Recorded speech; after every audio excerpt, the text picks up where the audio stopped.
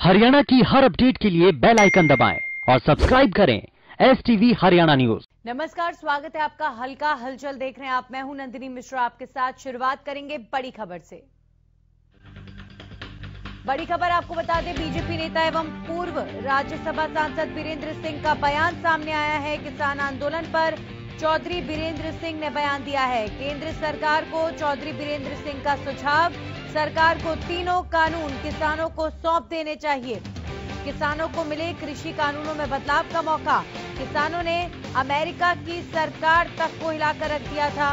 America में 1500 किसानों के ट्रैक्टर सड़कों पर उतरे थे। अमेरिका की सरकार को कानून बदलना पड़ा था। चौधरी वीरेंद्र सिंह बीजेपी के नेता, राज्यसभा सांसद ने अपनी ही पार्टी को सुझाव दिया है और कहा है कि ये तीनों कृषि कानून किसानों को ही सौंप देने चाहिए।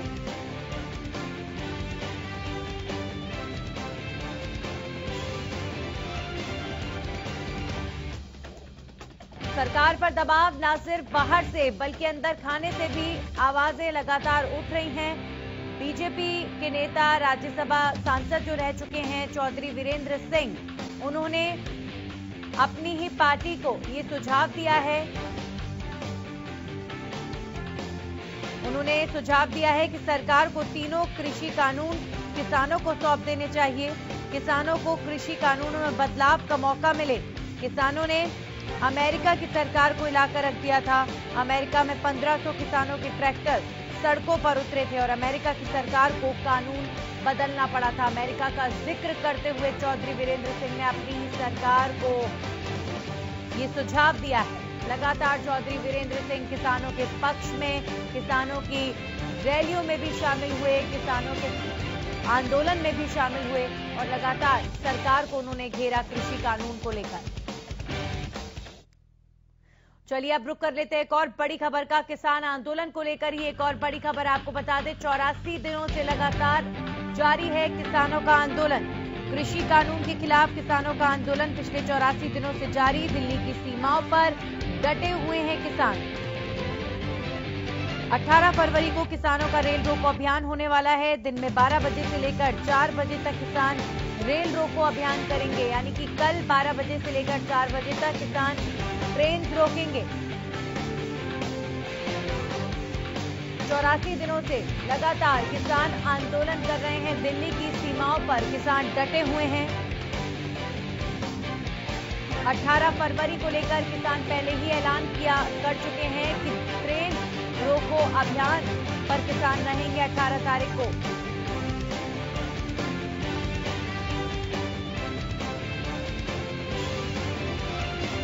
लगातार प्रदेश में महापंचायतों के जरिए भी किसान जन समर्थन जुटा रहे हैं। किसान नेता लगातार लोगों तक पहुंच रहे हैं। इस खबर पर जानकारी के साथ हमारे सहयोगी लाजपत हमारे साथ जुड़ चुके हैं। सीधा उनका रुख करेंगे।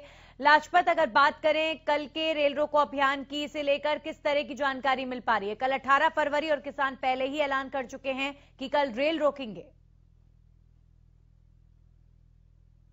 जी बिल्कुल, देखिए नंदनी, लगातार जब भी कोई बड़ा ऐलान होता है तो हरियाणा न्यूज की टीम लोगों से अपील करती है। अब फिर वो अपील करते हैं कि जैसे कल रेल रोको आंदोलन है, उससे पहले ही आप अपने आप को सुरक्षित रखें, अपने घरों में रहें और बेवजह घर से ना निकले, सफर तय ना करें, क्योंकि आप लोग फंस सकते हैं। जैसे कि लगातार जो रेल रोको आंदोलन की जो घोषणा की गई है वो किसानों की तरफ से और सरकार की तरफ से पूरी पैनी नजर है। हर विभाग को की ड्यूटी लगाई गई है, लेकिन किसानों से हमने बातचीत की तो किसानों ने कहा कि कोई भी यात्री घबराए ना। उनके लिए हमने जो 4 घंटे का जो समय मांगा है, उनसे अपील की है कि आप हमारा सहयोग करें, क्योंकि चक्का जाम की जो स्थिति बनी थी उस समय भी लोगों ने हमारा समर्थन किया था। लोगों ने अपने ही घरों में रहे थे और कोई भी रोड पर नहीं निकला था। तो ऐसे में जो लोग हैं उनसे निवेदन किया है किसानों ने कि आप अगर कहीं भी कोई भी समस्या नहीं आने दी जाएगी और उनको 4 घंटे जो उनको नाश्ते की व्यवस्था की जाएगी, उनको पानी की व्यवस्था की जाएगी, उनका पूरा ध्यान रखा जाएगा। तो ऐसा जो किसानों ने कहा है, लेकिन सरकार की तरफ से फिर भी पैनी नजर है। सभी की जो सरकारी कर्मचारी हैं उनकी छुट्टियां रद्द कर दी हैं और ड्यूटियों पर लगा दिया गया है। सबको अपनी अपनी जगह पर ड्यूटी लगा दी गई है और लगातार रेल रोको आंदोलन काफी बड़ा है, क्योंकि पूरा जो रेल जाने वाली हैं उनको पहले ही जहां भी स्टेशन लगेगा उनको रोक दिया जाएगा और यात्रियों को पूरा ध्यान रखा जाएगा, क्योंकि यात्री जो फंसेंगे उनकी सरकार की भी जिम्मेवारी बनती है। लेकिन लगातार देखिए, जब भी कोई बड़ा आंदोलन की जो घोषणा की गई है किसानों की तरफ से, आप गणतंत्र दिवस की बात कीजिए, उसके बाद बैकफुट होते हुए किसान नजर आए और फिर उसके बाद चक्का जाम की बात आई, अब रेल रोको आंदोलन की बात आई। लगातार जो 84 दिन हो चुके हैं, किसान इतनी जो ठंड पड़ते हुए आप देख सकते हैं मेरे पीछे की कितनी ज्यादा ठंड है।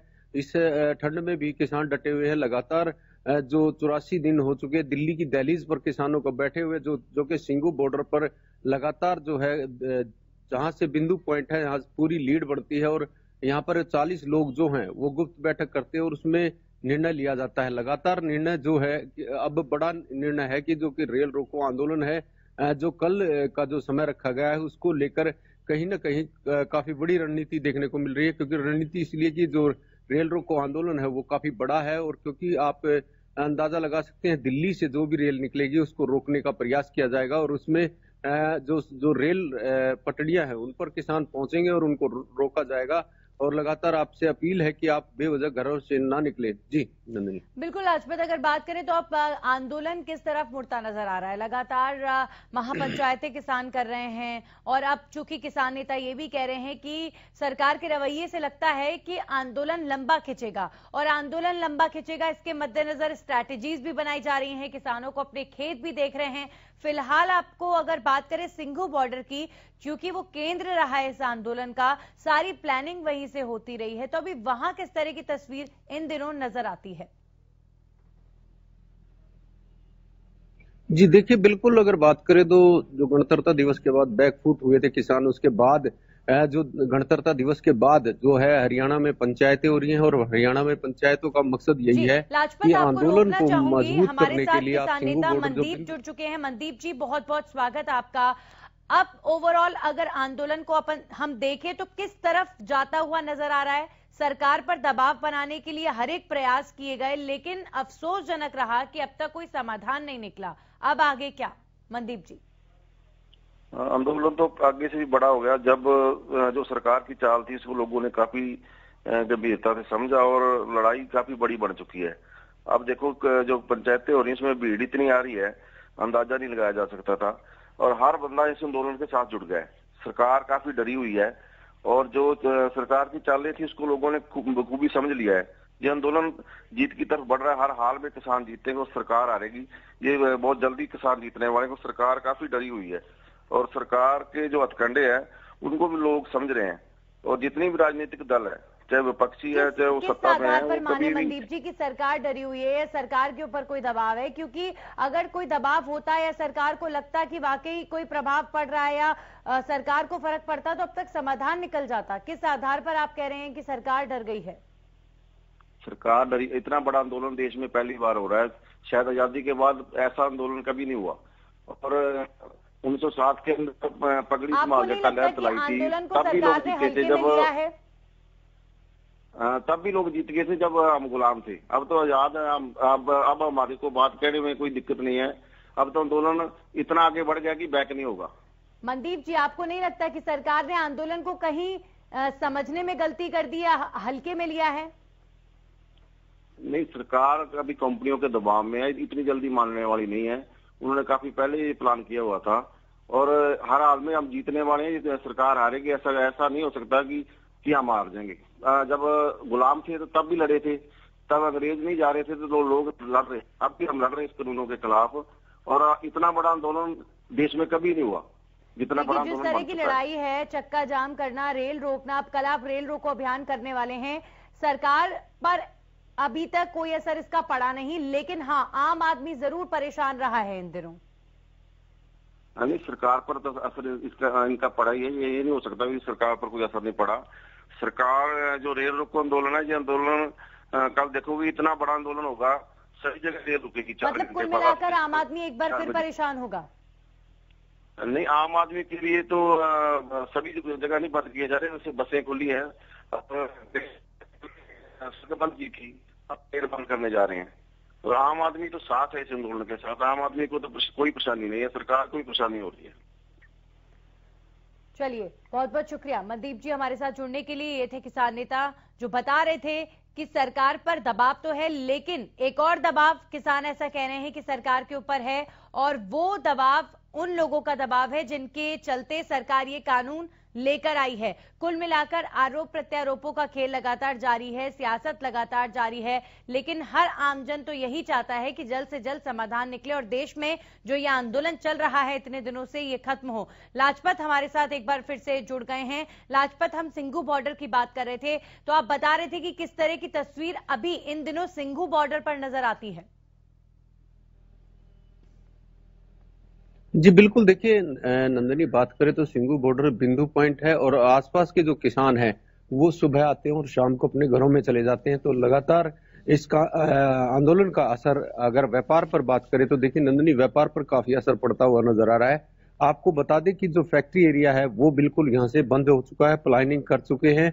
और लगातार जो देखिए अलग अलग स्टेट से जो लोग यहाँ पर कमाने खाने आए थे, अपने बच्चों को पालने आए थे, जो वहां पर बेरोजगारी थी, अब यहाँ पर रोजगार के लिए आए थे, वो यहाँ से बैकफुट होते हुए नजर आ रहे हैं क्योंकि फैक्ट्रियां बंद होती हुई नजर आ रही हैं। इसका असर काफी बड़ा है। इसका असर इसलिए कि जो दुकानें हैं, जो बाजार हैं, उन पर भी काफी असर है।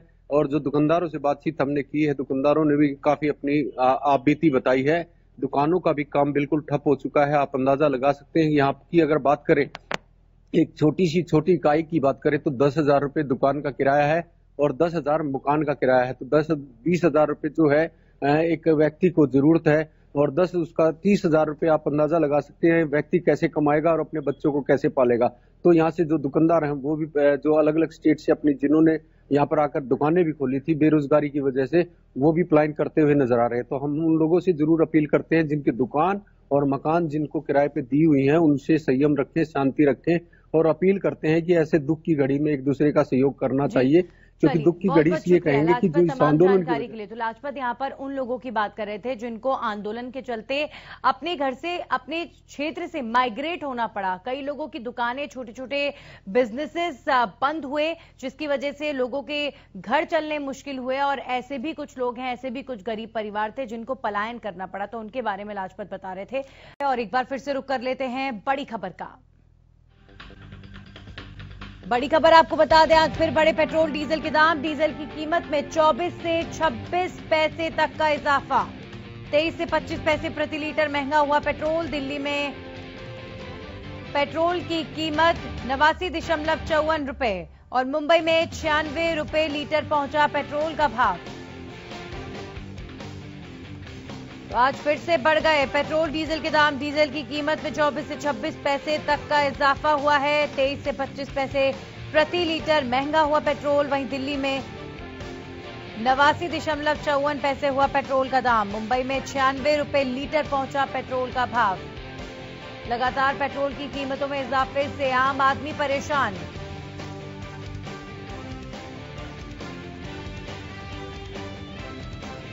कोरोना के चलते लॉकडाउन हुआ। लॉकडाउन में वैसे ही लोग परेशान थे और अब लगातार महंगाई की मार जिस तरीके से पड़ रही है, पेट्रोल, डीजल, एलपीजी के रेट्स में जिस तरीके से इजाफा हुआ है, लोग कहीं ना कहीं उससे ज्यादा परेशान है। हमारे साथ हमारे सहयोगी अशोक जुड़ चुके हैं, सीधा उनका रुख करेंगे। अशोक, अगर बात करें लगातार बढ़ते पेट्रोल डीजल के दामों की, किस तरह का रिएक्शन आम आदमी की तरफ से आता हुआ?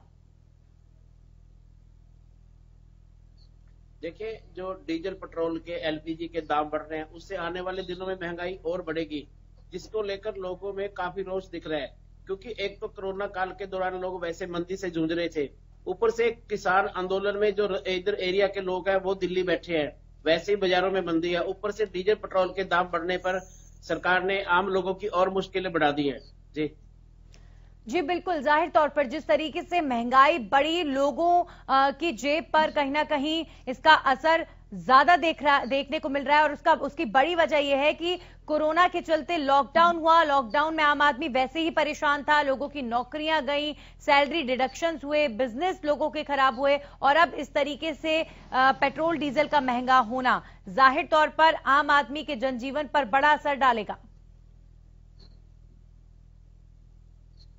इसमें कोई दो राय नहीं है, क्योंकि रोजगार को लेकर लोग इधर उधर रोजाना भटकते हैं, रोजगार नहीं मिल रहा, ऊपर से महंगाई की मार। क्योंकि कोरोना ने पहले ही महंगाई इतनी बढ़ा दी कि लोगों के काम छूट गए, लोग घरों में थे, कुछ कर्मी के नीचे डूब चुके, और दूसरा ऊपर से जो डीजल पेट्रोल के दाम बढ़े हैं उससे वाहनों का खर्चा, ट्रांसपोर्ट का खर्चा बढ़ेगा और उसको लेकर महंगाई और बढ़ेगी। आने वाले दिनों में लोगों की परेशानी और बढ़ने वाली है। जी चलिए, शुक्रिया आपका शुभ तमाम जानकारी के लिए। हमारे सहयोगी गगन भी हमारे साथ जुड़ चुके हैं। गगन, अगर बात करें, आपकी लोगों से बातचीत हुई, किस तरह का रिएक्शन आता हुआ? पेट्रोल की कीमतों में लगातार इजाफा और कोई राहत अभी तक सरकार की तरफ से, किसी तरह की सब्सिडी? क्योंकि इंटरनेशनल लेवल पर ऑयल्स के रेट बढ़े हैं इन दिनों, लेकिन सरकार से सबको यही उम्मीदें थी कि सरकार कुछ हद तक इन रेट्स को सब्सिडाइज करेगी और लोगों तक मदद पहुंचाएगी। मैं बताना चाहूंगा आपको, जिस तरह से पेट्रोल डीजल के दाम डेली बढ़ रहे हैं उसमें लोगों में कहीं न कहीं आक्रोश देखने को मिल रहा है। आम लोगों की जेब पर भी एक असर देखने को मिल रहा है और घर के बजट पर भी असर देखने को मिल रहा है। जी बिल्कुल, जाहिर तौर पर कोरोना काल में लॉकडाउन के दौरान लोगों की आय पर वैसे ही बड़ा प्रभाव पड़ा और अब इस तरीके से महंगाई का बढ़ना, जाहिर तौर पर लोगों के अंदर गुस्सा बढ़ रहा होगा। लोगों में काफी आक्रोश देखने को मिल रहा है कि पहले ही कोरोना की मार और यहाँ पर महंगाई बहुत ज्यादा बढ़ गई है और रोजगार को लेकर लोग काफी परेशान हैं। चलिए, शुक्रिया आपका गगन तमाम जानकारी के लिए। तो पेट्रोल और डीजल के रेट्स में हर दिन इजाफा हो रहा है और ये इजाफा कहीं ना कहीं आम आदमी की जेब पर बहुत ज्यादा भारी पड़ रहा है और हर आमजन अब यही मांग कर रहा है कि महंगाई